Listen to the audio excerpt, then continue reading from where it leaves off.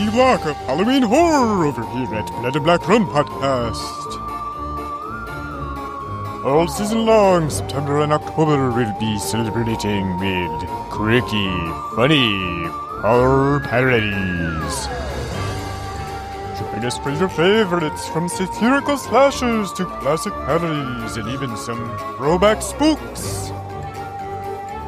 I'm even told Abbott and Costello will be rising from the dead. Celebrate with us, Blood and Black Run Podcast, as we dive into HaHaHalloween.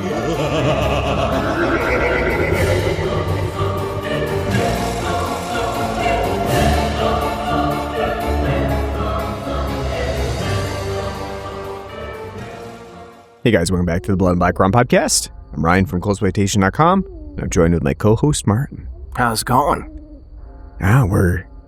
We're doing pretty well. I should have started this show with just like, the age-old "What's up?" We get in there, because that would have been appropriate. Yeah, would have tied in with today's episode. Yeah, we're in the thick of it for HaHaHalloween. We've done like 5 episodes now, and we're starting to get to the point of HaHaHalloween where we try to mix in, not just with the horror parodies or horror comedies that we're covering, but also trying to get them a little bit more Halloween themed as well, as we continue on our trajectory to the end of the Halloween season.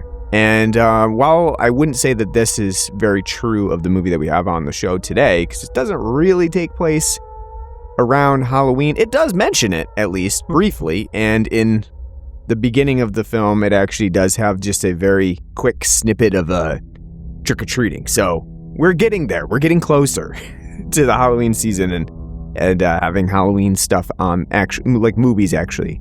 Ryan's doing the whole Leonardo DiCaprio from Once Upon a Time in Hollywood. Like, ooh, there it is. Yeah, that's right. For his Halloween spottings.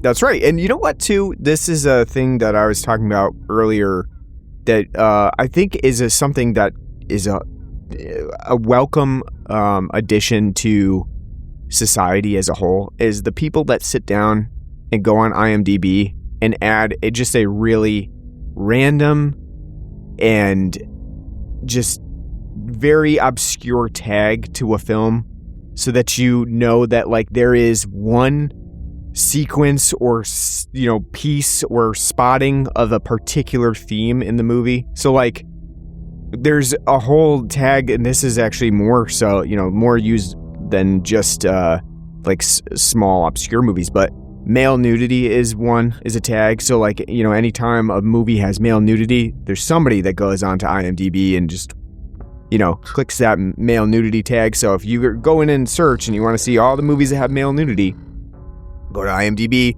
and there's a list for you with all the tags people have put on there for male nudity. Well, there's also way, way, way more obscure ones too. But it's very helpful sometimes, especially if you're looking for like, is there a movie that has Halloween in it like one time?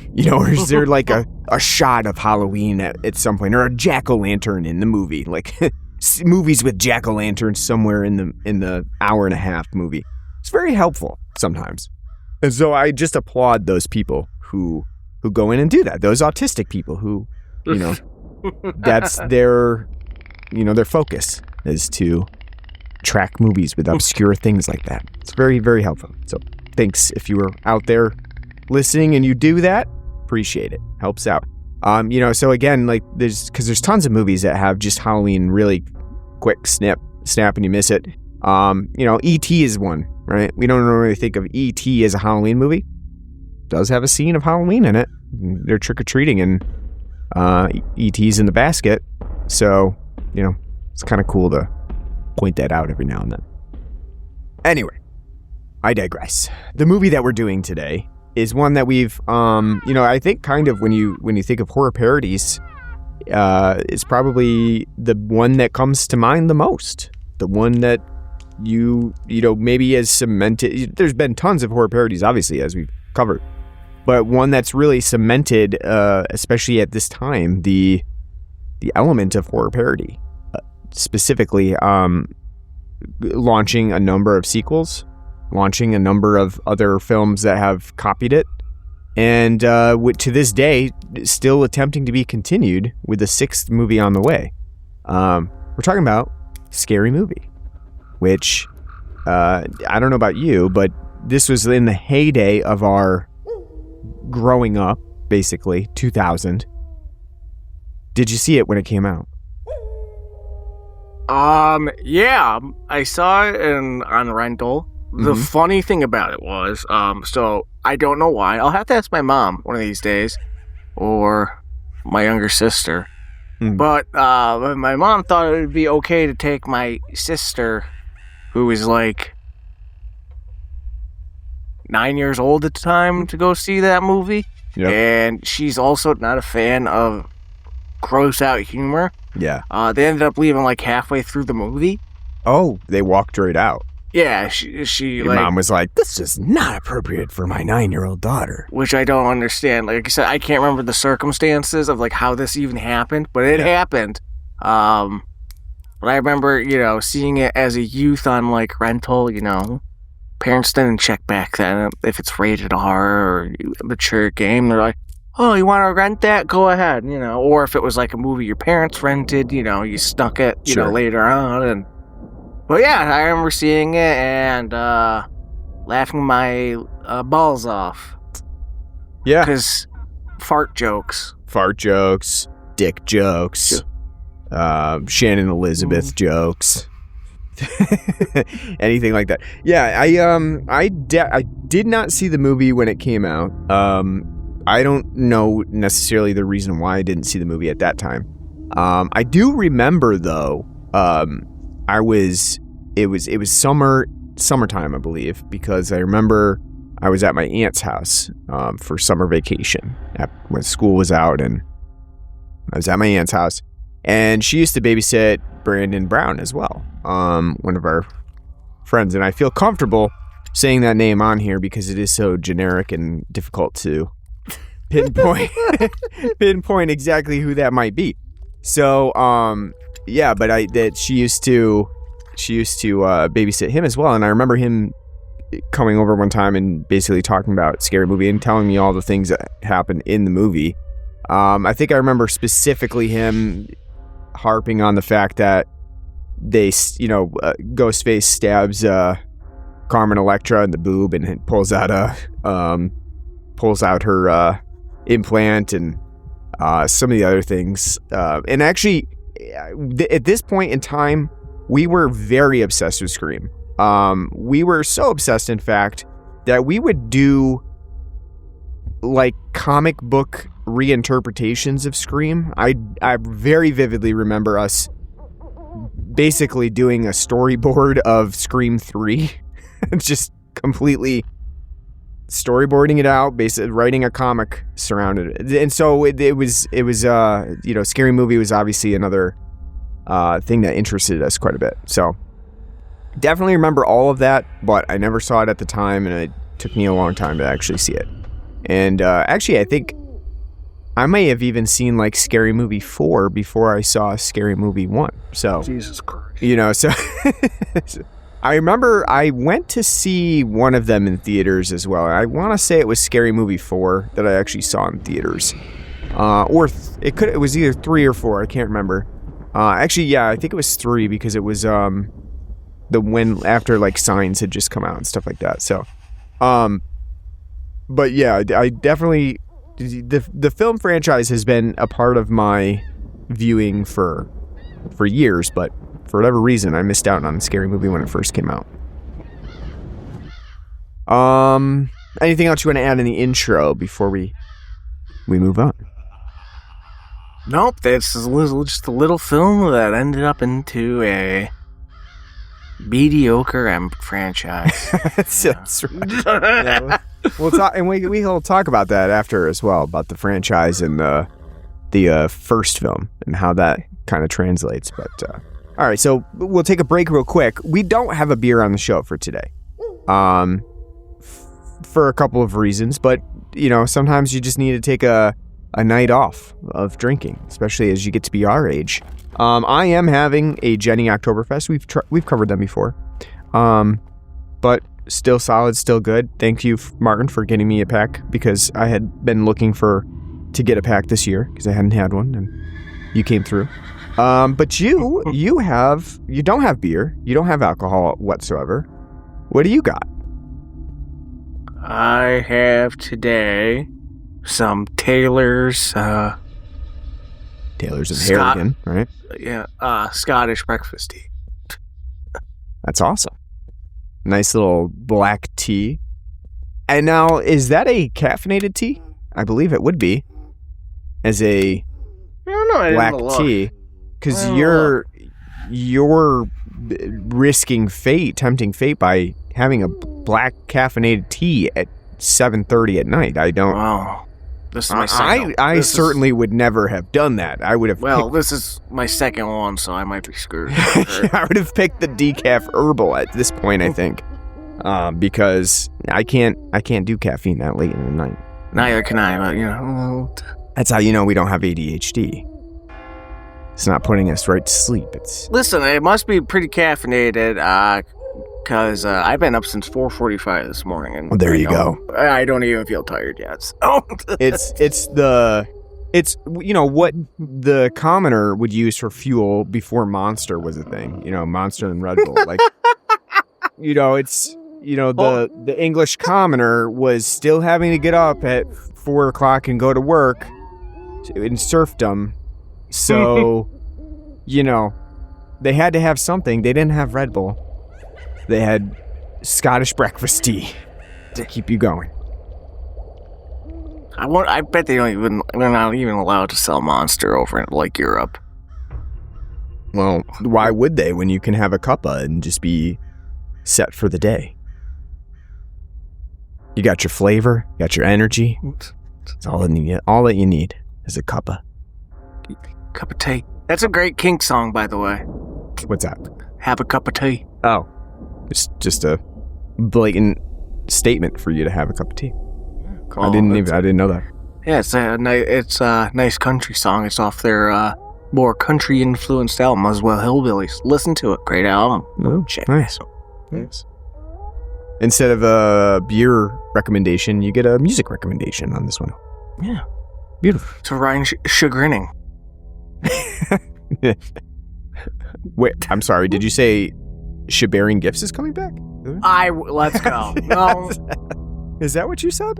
We can do that, and we can double up this year. We're going to do like 10 movies in 4 weeks. We're going to do Shabaring Gifts Part 2 and 6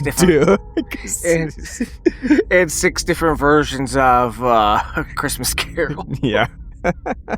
I was actually trying to think of another one instead of Lacey Chabert that would have another Christmassy pun involved with their name, but I don't know. I'll have to think of one if we don't go the Lacey Chabert route, because actually she doesn't have that many movies, because at a certain point the people over at Hallmark said, whoa, Lacey Chabert, 32 years old, she's a little bit too old to be playing the protagonist in these movies, don't you think? 60-year-old women are seeing themselves in the spotlight here as this protagonist, and 32, I think that's a little too old for these people, don't you think? So anyway, that's down the road. We need to find more. Coming. We need to find more Mariah Carey material. That's right. Yeah. All right. So, Scary Movie. So Scary Movie. Like I said, 2000s movie, released in July of 2000. And again, it's important to note that the Scary Movie, when it first released, is kind of a big deal in terms of horror parody. There had been horror parodies previously, but this one, for whatever reason, really broke out. Partially because I think of the popularity of Scream, of course, and Scream 2. Actually, most of this, I think the Screams of the time, Scream 2, and Scream 3 had all released at the time. By the time Scary Movie had hit, because even Scary Movie does have a few references to Scream 2 in it. Actually, Scream 3 was in 2000, so it might have literally just come out as Scary Movie was coming out as well. Off the top of my head, I don't know what Okay, so it released in February. So yeah, it was a little bit too recent probably for them to be riffing on. So you get Scream and Scream 2 and Scary Movie for the most part. So, of course, this was a time of a couple of different things. Teen craze. It was a time of slasher revival, thanks to Scream specifically. And it was a time of Kevin Williamson as well, which, again, this movie kind of riffs on that a few times, but, Dawson's Creek was quite big at the time as well. And so you kind of have a perfect storm of ideas going on. And then you have the Wayans brothers as well, kind of fresh off of their own show. And, writing some pretty good, funny material to kind of add to the parody element of this, slasher parody. So I guess in terms of what I wanted to talk about first, what do you think about how do you feel about Scary Movie parodying first and foremost Scream? Does it do a good job of doing that parody?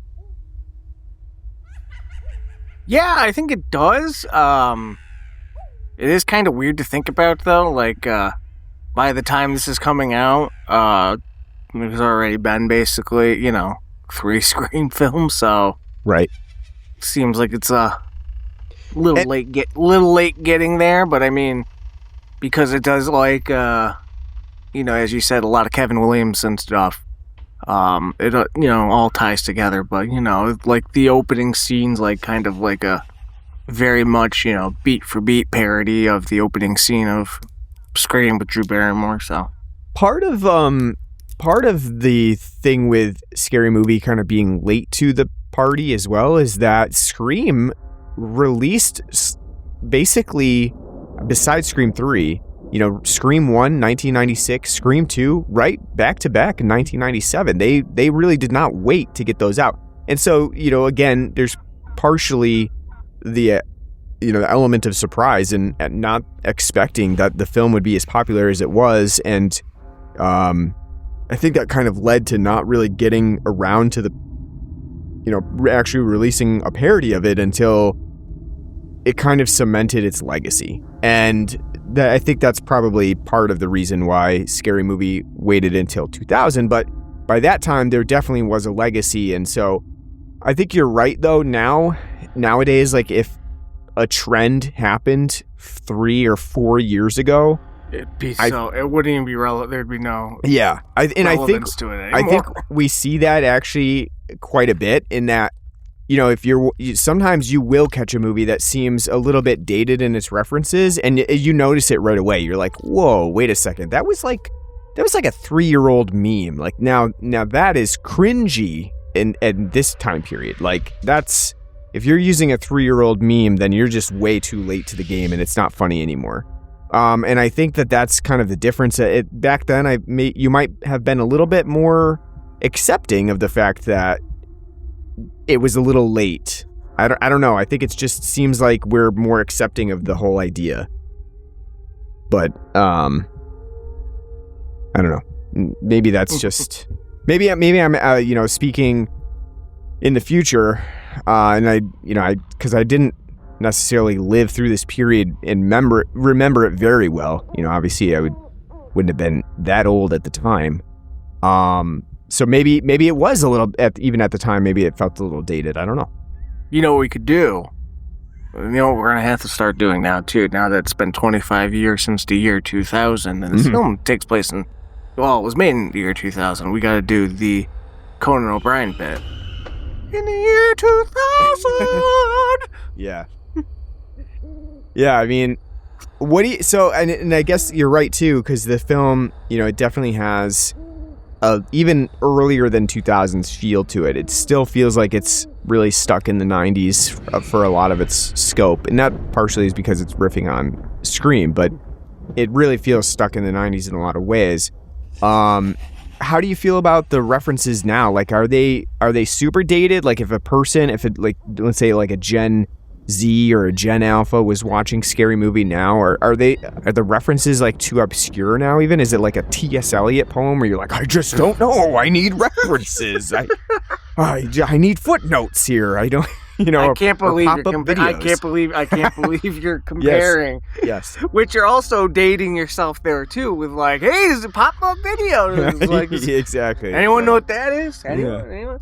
Well, you're the one that's more tapped into the, horror genre, and reading on Reddit and such. Like, I don't feel like it could probably. I don't think like Scream has probably had as much,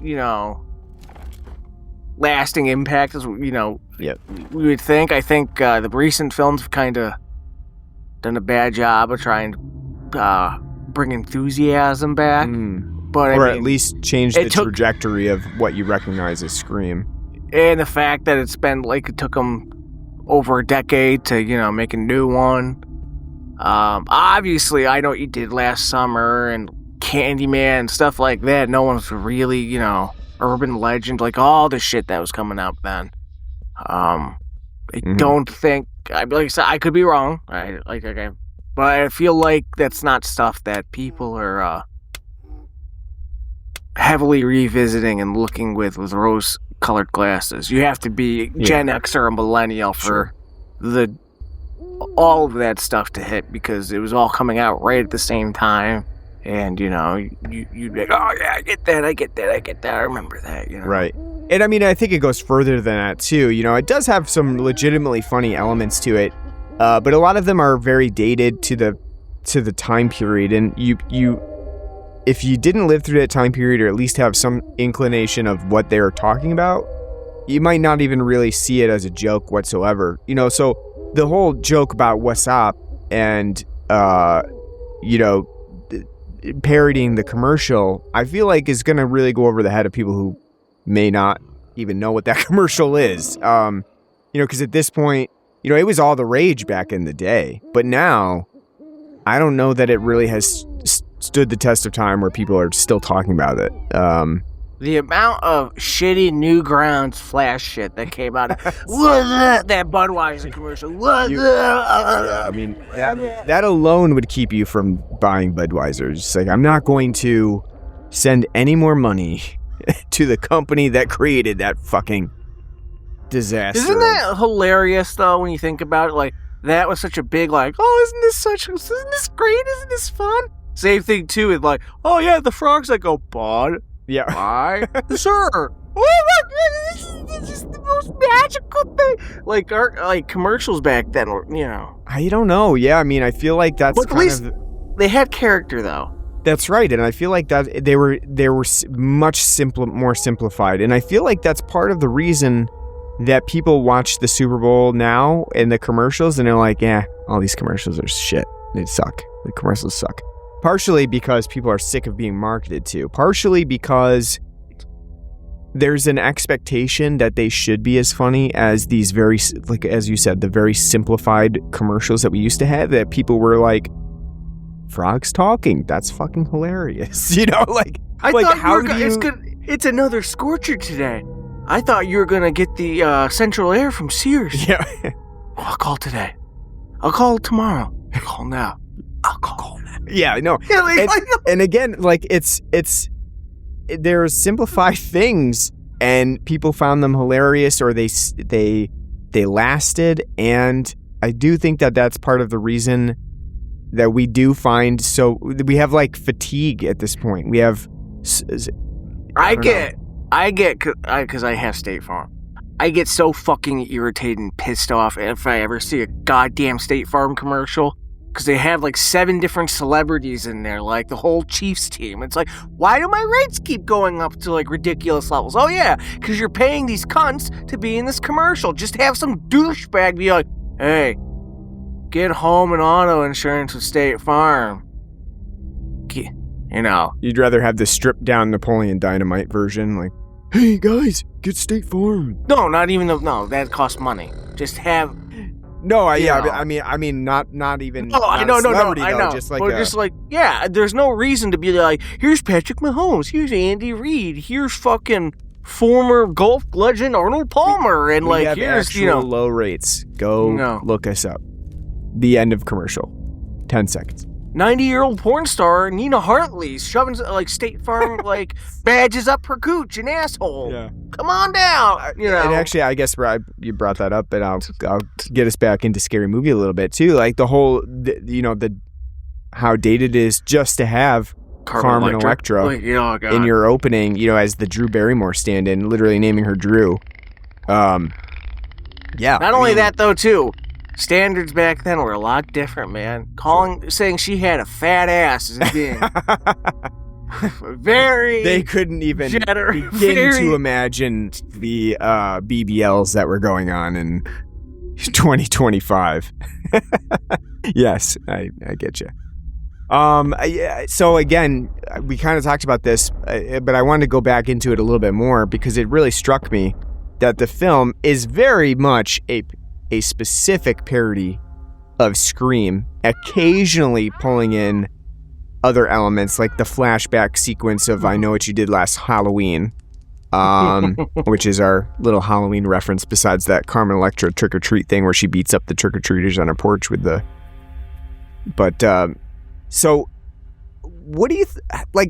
I kind of got a little bit confused and also entertained by the fact that Scary Movie is so constricted down to that, it just is boiled down to that one element of parodying Scream, because I feel like a lot of the later series films in this franchise, they were way more scatterbrained, ADHD, pulling in all kinds of sources of different horror movies, and literally every scene would be a different reference to a horror movie. And then and a lot of times too, they had a really, really very small plot, barely anything, because they were so scatterbrained to try to figure out all of the horror references that they could fit in, that they really didn't have much of a story to go off of. Scary Movie at least really does. It sticks very closely to Scream throughout most of the film, and it basically plays out as a Scream-esque movie, with jokes thrown in. Did you like that about it? Do you wish that some of the newer Scary Movies would get back to that sort of scope of, let's take one movie and try to parody most of it? Yeah, no, I definitely wholeheartedly believe with that, because that style that you're talking about is way too frantic and way too, they're more like skits. Like, you think of something like what the hell did we see that was dreadful? Epic Movie, I think you're talking Epic Movie, yeah, where it's not based on anything. It's just films crammed into scenes and superhero movie and stuff like that that the 2000 or mid 2000s are crammed with. At least here it's okay, we have the bones of Scream, we have the scenes of Scream, and we'll scatter in other references throughout, I think that's much more smart. It makes the film more cohesive and doesn't make it seem like it's just an internet pilot show. Yeah. I agree. I think I was actually pleasantly surprised by it really sticking to one basic element and doing a very good job of parodying it. It looks like Scream.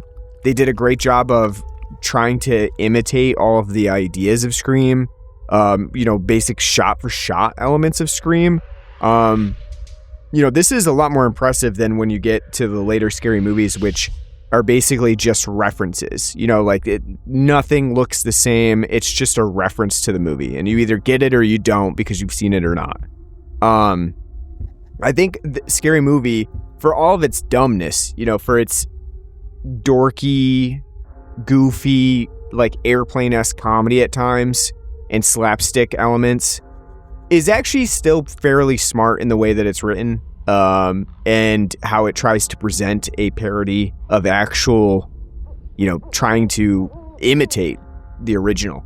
And I like that a lot. I think that works really well for the movie. It's, especially if you've seen those movies, it does a great job. It even so, like you mentioned, the fact that we get a few other references like Candyman, The Matrix is in here to some extent, even though it's, it's obviously not a horror movie. But, those elements are brought in, and they feel like they are at least within the realm of what the film is trying to do, while it's still parody Scream. And I really like the way that it brings in I Know What You Did Last Summer as well, because I think that it works well. The transition is great. They did a good job of showing, trying to parody that too, and capturing the feel of that very well. So I think like it all just works really well, and I was kind of surprised at how smart it actually seems, once you really think about it doing its parodies. It's, does a good job with it, which is not something that you can always say about these types of films, especially the later ones in the 2000s that were really just like trying to cash in on the appeal of a parody without putting in the work to do it. Not only that though, too. Sorry, I lost my train. No. No problem. So I guess moving on, how funny do you think Scary Movie is? Well, as a prepubescent child, preteen, I thought it was hilarious. Mm-hmm. 25 years later, it's got its moments, but a lot of it's not super hilarious. Like you said with like the whole like what's that bit? That's not gonna make anyone laugh anymore. Mm-hmm. As we talked about, just basic pot humor of like, oh, we're ripping, smoking doobies, got my roach coach, and no one gives a shit. It's not funny. It's definitely a mixed bag with the humor. But there are some great parts, like the whole, what the hell, James Vanderbeek cameo. Yep. That's fucking hilarious. Like, where the theme song's playing, and he comes, popping through the window, and he's like, "Oh shit, wrong set." And like, he just pops out, like. Right. This was also the era of men entering through windows. Sam invented it. Yep, exactly. From Clarissa Explains It All. Hey, Sam. I love it. I love this 90s thing that was like, if you watch back in the 90s, you'd think everybody was just popping in through windows. There's a ladder and a lattice work at everybody's house, just so they can climb up the window. I know, like the dads just leave it up, like like, oh, we don't know that you're visiting, Just a random ladder sitting against the house all the time. Listen, you're 12 years old. If you fall off that thing, it's not my problem. You're just stupid. But yeah, like the humor's definitely a mixed bag. I think for me, like the funniest joke still to this day from the movie is when the fucking guy's up on top, the teacher's on top of the roof, and they're like, "Ah, shit, he's gonna jump." And then Sydney comes out and she does the whole scream, like, "What are you waiting for?" Like in Scream was, Nev Campbell yelling, about the killer. And the teacher hears and he's like, "What am I waiting for? Fuck you!" Jumps and kills himself. That still hilarious. The very butch gym teacher with her testicles falling out. Yeah, and that's what I said. Like all the MAGA people that's how they imagine like every trans person going into the bathroom is like. It's just like this really overt, ridiculously we all have our little cross-dressing secrets. Person. We all have our little secrets. It's stupid, but it's funny. Like, that's the other thing too. You're either gonna laugh at like a lot of the gay jokes, or you're gonna find that poor taste. Yeah, and actually, I don't really find it too much in poor taste because I think it's kind of at the. I don't think it's of like, the characters. Yeah, it's not really mocking gay people as much as it is making a joke of the fact that like he's so in the closet that he has to be doing these like ridiculous things, and so I didn't really find it too offensive. And I think probably the one that you would find the most offensive is Doofy, if you were really gonna take offense to anything that's in this film. And at the same point, I think the movie comes back to the conclusion at the end where, he shows that he's really not, a mentally handicapped person. And so the offensiveness is like mitigated it, I think, in that regard, that he's just an awful person. So, you know. Well, also too, because that's the ending to the Usual Suspects, Right? Yeah. Which I know you haven't seen. We'll have to do that in the podcast. But that's like the very famous where Kevin Spacey's acts like that, and they're like, he couldn't possibly be the one, and then he's escapes at the end and goes from like walking around with like a limp to confident and like I fooled them all before they figured it out. But that is a nice like little funny like touch right there. I do also too, now that I think about it, I think maybe a lot of those like gay jokes too weren't like one of the big things floating around Scream. I think we talked about when we did Scream is that Billy and why am I drawing a blank? Stu. Billy and Stu, one of them was like a closeted. So. Yep.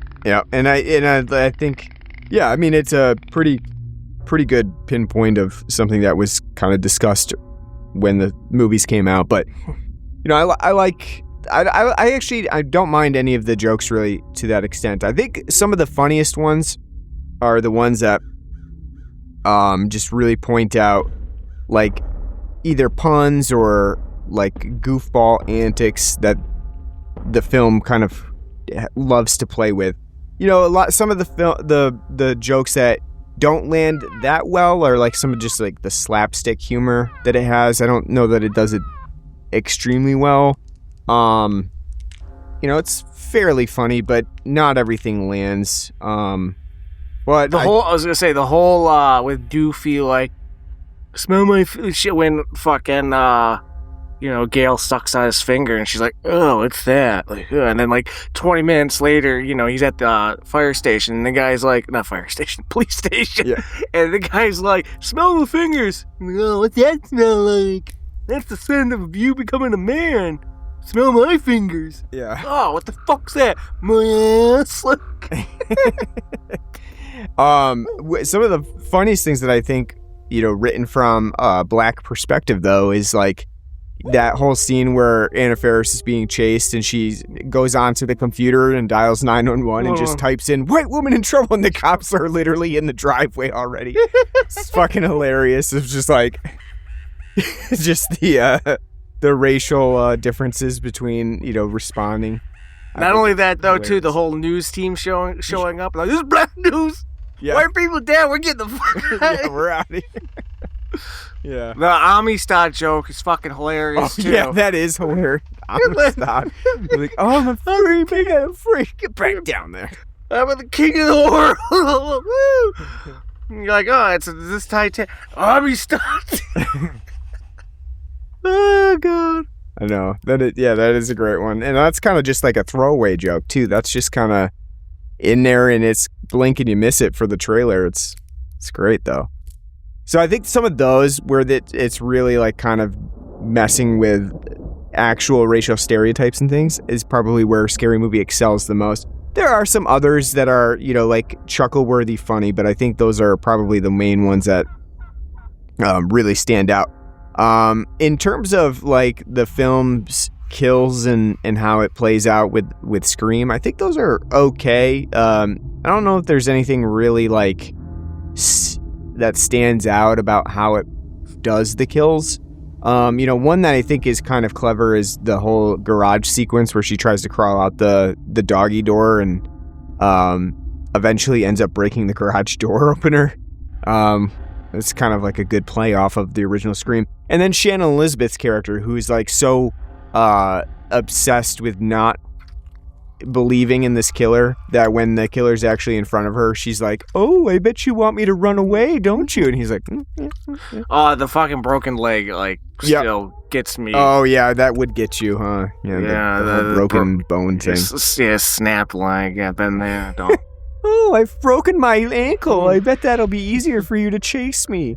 Yeah, it is pretty funny. When they do the whole fucking, I know what you did last summer, like, no, stop, don't, the, congeniality ball. that's hilarious because that, like, you know, because they're all like, which is like, again, like one of the stupidest things in movies when someone's like, please stop, they're doing it, and they're all like, what's going on? Huh? Yeah. Is she acting? Is that like up there acting? And then, you know, they're like, you won, and she's like, fuck that guy, I'm going up there getting my crown. This is a great moment too. Like I said, they do a good job of actually parodying the movies in this one. You know, sorry. No. I was going to say, you know, one thing I wanted to talk about is the one character, Micro Pee-Pee. Oh, yeah, Lachlan Monroe's. Yeah. Yeah. Because I don't believe that's his penis for a second. Did you see the level of hair on his legs in pubic region? That man, above that, when he's got his towel on, is, you know, like he's on the swim team, not a hair to be found. So I don't know if I believe that. Aerodynamically inclined. Yeah, you know. Yeah. I see you were really studying the photo. I was, yeah, because it was a Polaroid. Yeah, it's a Polaroid. It's, you know, we're watching it in 1080p now, yeah. And so, you know, get to really, you know, lean in and see, like, but that part is funny though, because like, you said, stop making fun of me, and then Sydney's like, oh, I had that happen too, and they're like, he's like, he's got a small pee-pee too, and she's like, no, I got a letter too. Yeah. One thing we didn't talk about is the rare appearance of Sherry O'Terry in this movie. Everyone's second favorite castmate of Will Ferrell's partner in SNL. That's right. After Molly Shannon. To be honest with you, I didn't even realize back in the day that was her. Oh, really? No. Oh, I definitely did. Yeah, I've known it for quite a while that she's in this movie. She, again, very, very rare to see her in a movie. This is one of them. Right now, she does a lot of like voice acting, not so much actual acting, but voice acting. Yeah, the scary movie. I definitely remember her being in Scary Movie, and what do you think? How do you think she does? You know, Sherry O'Terry was a SNL character who played very specific but very memorable characters. But I feel like, you know, knowledge of her name is probably pretty non-existent. You know, people would not think of her by name. I feel like you would have to be watching that period of like mid-90s up to 2000s SNL probably to, you know, like she's like one of the cast characters like Chris Kattan, like, you know, forgotten to time.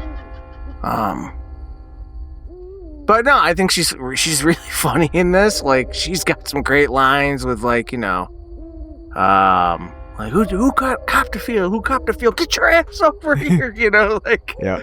You know, hey, Sydney, you got a fat ass. Like, you know,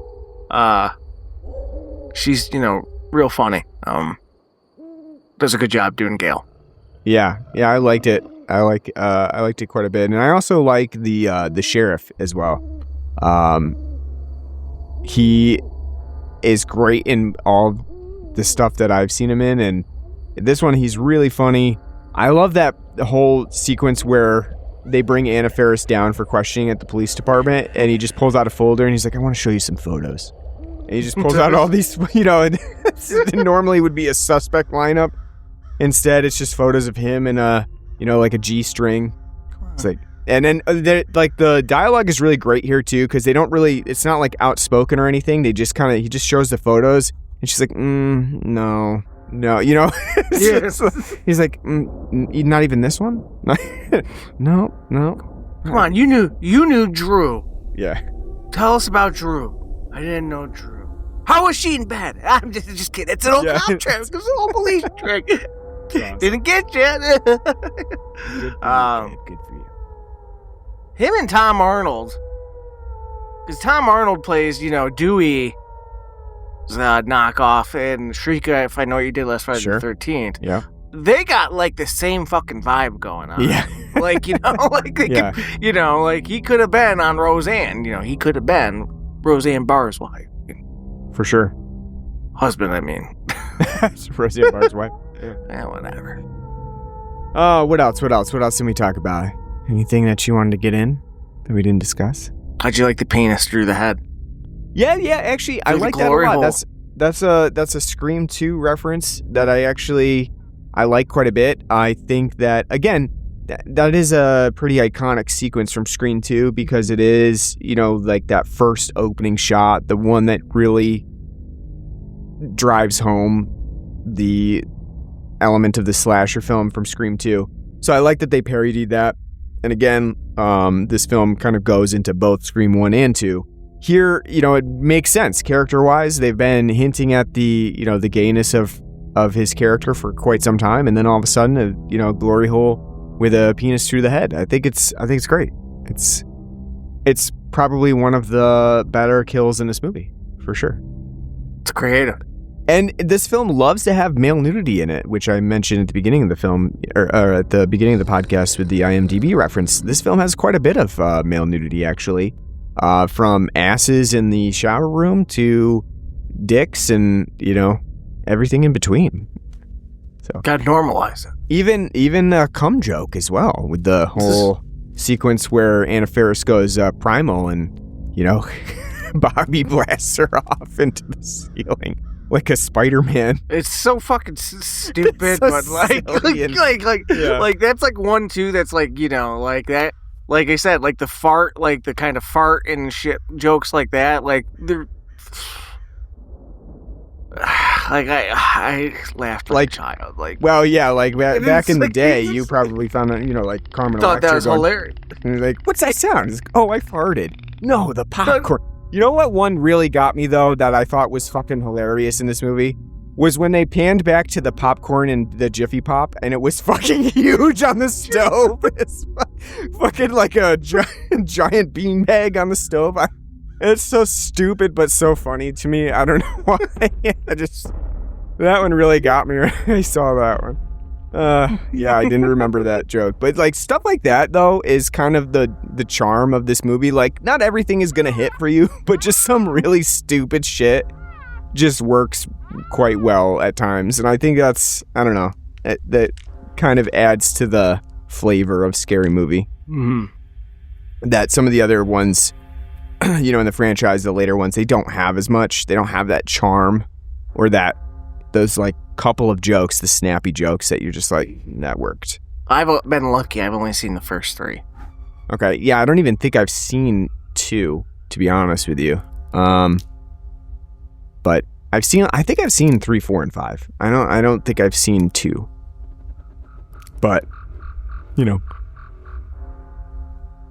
have to rectify that at some point, or we'll have to do it, and we'll have to do it next time. I don't know. Isn't 3 the one where they got Jigsaw and shit? I think that's 4. I don't know. They kind of all blend together in my mind. Maybe I have seen 4 then. Yeah. Yeah, I don't really know. I mean, they kind of all blend together for me. Yeah, but... okay, yeah, that's 4. So I was thinking of Dr. Phil. Let's make the damn free throw! Yeah. Anything else that we didn't discuss? All that Miller Genuine Draft and Colt 45 relabeled. Yeah, the Colt 45 they call it. Yeah, here. And Killer.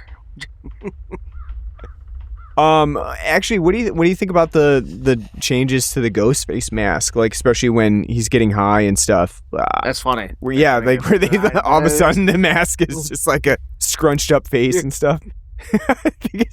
And again, it's so fucking stupid, but it's same thing too with like the "was up." Like that's what makes the "was up" part at least funny because if the mask goes from like, yeah. The rap thing was really funny too. Like when they're rapping and Ghostface ends up killing everyone. Yeah, like from rapping, and then Shorty's like, "Oh man, that's fucking cool. That was awesome." Yeah, I do. I mean, again, that's one of those things that I think is really stupid in this movie, but just charming and funny is the attention to detail sometimes of like changing the mask out, which is, something you probably wouldn't think of, but it's just a good detail that you pick up on. There's a couple other things that you might see in the background of this film too, like when they're in the cafeteria. If you look on the menu in the back, it just says like same shit, more same shit, stuff like that. And so there's definitely stuff that you can pick up on if you watch in the background. It's pretty funny. I like it. What else? Anything else that we didn't talk about? I think that's about it. All right. So we've got to rate this film. I got to come up with a rating actually, because I don't have a good one off the top of my head. I didn't think of one. I should have. On a scale of 0 to 10, delightful beer bongs. Which this film has a number of bongs in various different elements. The Anna Faris sucking one down. What would you give? It was probably fucking that Colt 45. Yeah.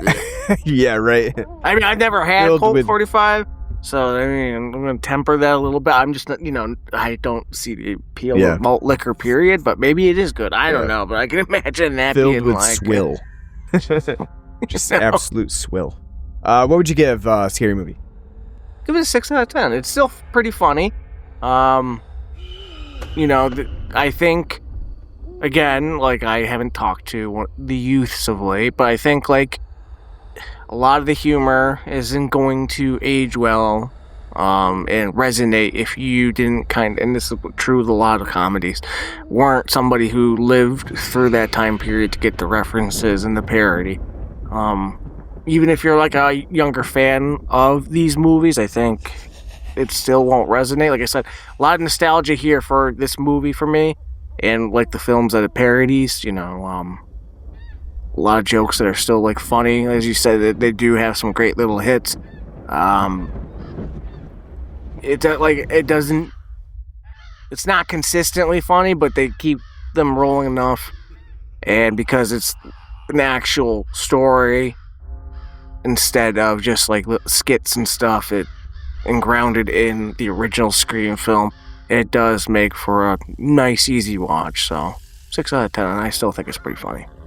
Yeah, I would actually give this a 7 out of 10. I think it's pretty funny. It definitely got me a lot more with the stupid jokes than I expected it would at this point. It kind of has that same charm and appeal. But I definitely agree. I think that this movie has not aged particularly well, perhaps more than most films of the time because of the references. But it just is probably going to be hard and very, like, kind of esoteric for some people to pick up that aren't aware of this time period. Kind of have to have some sort of intimate knowledge of the time period to be able to pick up on some of the jokes. And I feel like you have to have a pretty intimate knowledge of Scream and or I Know What You Did Last Summer to really get a lot of the references, because those are the primary two.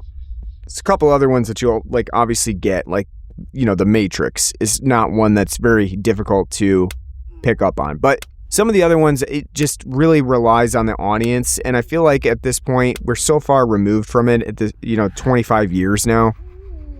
There are certain things about it that are probably going to be difficult for the average contemporary viewer to appreciate. With that said, though, I do think it's quite funny. It's got a killer cast, with Anna Faris, the Wayans brothers, Shannon Elizabeth being here. It's just like the very who's who of the 90s and 2000s for this type of film. So, I mean, with that, I think it's really an effective movie. I think it's quite funny. Does a great job of parodying Scream, in my opinion. I think it's like pretty shot for shot at times, and they do a really good job of recreating the sets and everything, and even some of the shots. So, with that said, I think they do, a pretty excellent job, and I still would recommend it for people who are really into Scream. And we forgot to even mention, there are a couple of Blair Witch references here too. So, another interesting one that they get in. All right, so with that ends our coverage of Scary Movie. I think we're moving on.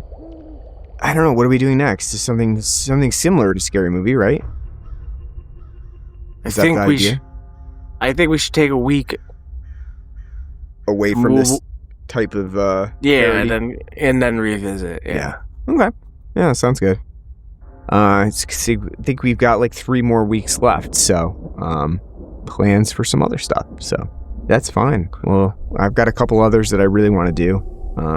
So we will move on to those and then get some other movies in. There's definitely one that we want to do that's very similar to Scary Movie, and so it's probably not good to do it right at the same time.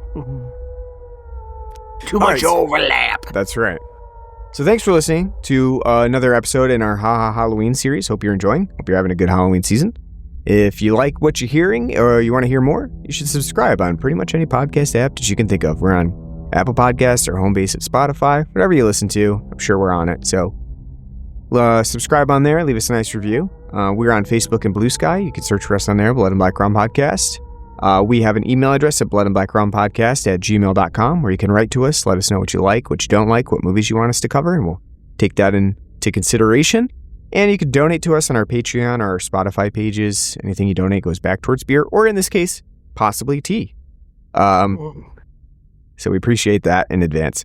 Thanks for listening to our episode on Scary Movie. We hope you enjoyed, and we'll see you back next time for another episode of HaHaHalloween. Until then, take care.